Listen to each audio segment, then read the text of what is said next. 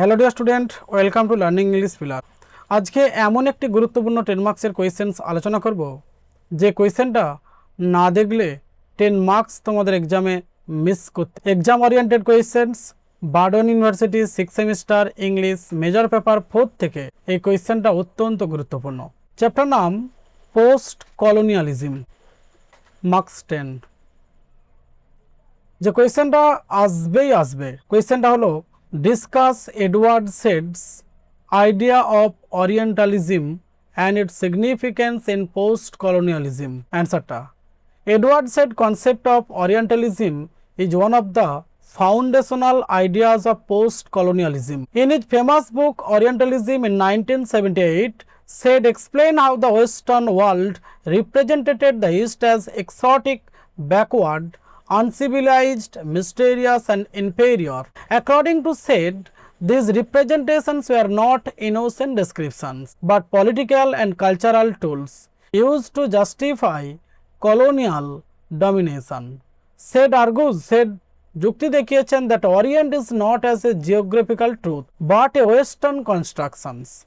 The West created an image of the East to establish itself as a rational, civilized and superior. Thus, Orientalism become a system of knowledge. এটা হচ্ছে একটা জ্ঞানের পদ্ধতি, connected সংযুক্ত আছে with imperial power, imperial ক্ষমতার সাথে। Through literature, সাহিত্যের মধ্য দিয়ে, travel writing, history and academic studies, the east was stereotyped and misrepresented. For example, many colonial texts portrays Eastern people as lazy, emotional, irrational and dependent on Western guidance.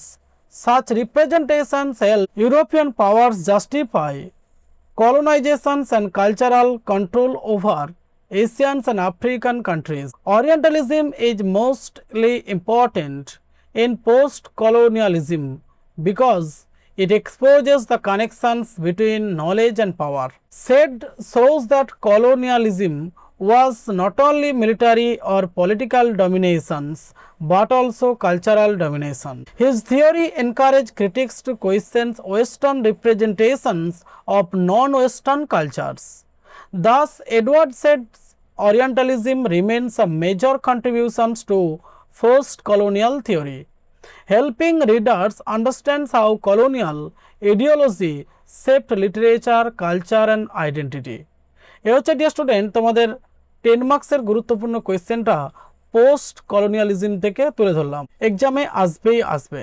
R dear student একটা কথা বলে রাখি, যে সমস্ত ছাত্রছাত্রী major 1, 2, 3 and 4 6 সেমিস্টারের এই 4টে পেপারের যারা এই 2 থেকে 2.5 মাস সময়ের মধ্যে সম্পূর্ণভাবে প্রিপারেশান নিতে পারোনি, তাদের হতাশার কোনো কারণ নেই।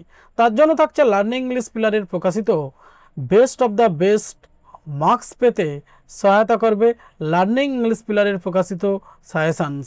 মাত্র 30টা করে পেজ, যেখানে 2 মার্কস, 5 মার্কস এবং 10 মার্কসের কোয়েশ্চেন উইথ আনসার ডেকোরেট করা আছে। মাত্র 30টা করে পেজ, প্রত্যেকটা পেপারের সম্পূর্ণভাবে প্রিপারেশান নিলেই 100% কমন পাবে। এটা কোনো অ্যাডভার্টাইজমেন্ট নয়।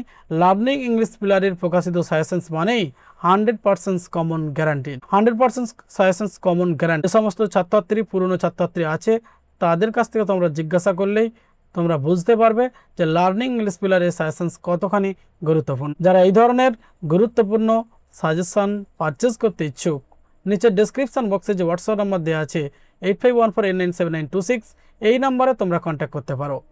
লার্নিং ইংলিশ পিলার ইতিমধ্যেই কিছু গুরুত্বপূর্ণ বই পাবলিশ করেছে, যে বইগুলো অ্যামাজনে সম্পূর্ণভাবে অ্যাভেলেবেল আছে এবং ভিডিও ডেসক্রিপশন বক্সে লিঙ্কও দেওয়া আছে। যারা পারচেস করতে ইচ্ছুক বইও পারচেস করতে পারো, কিন্তু এই অল্প সময়ের মধ্যে সাজেশনটাই তোমাদের যথেষ্ট উপকৃত হবে এবং যথেষ্ট সাজেশনটা কাজে লাগবে। Thank you dear student. আবার দেখাবে এই ধরনের ইনফরমেটিভ নলেজেবল ভিডিও নিয়ে।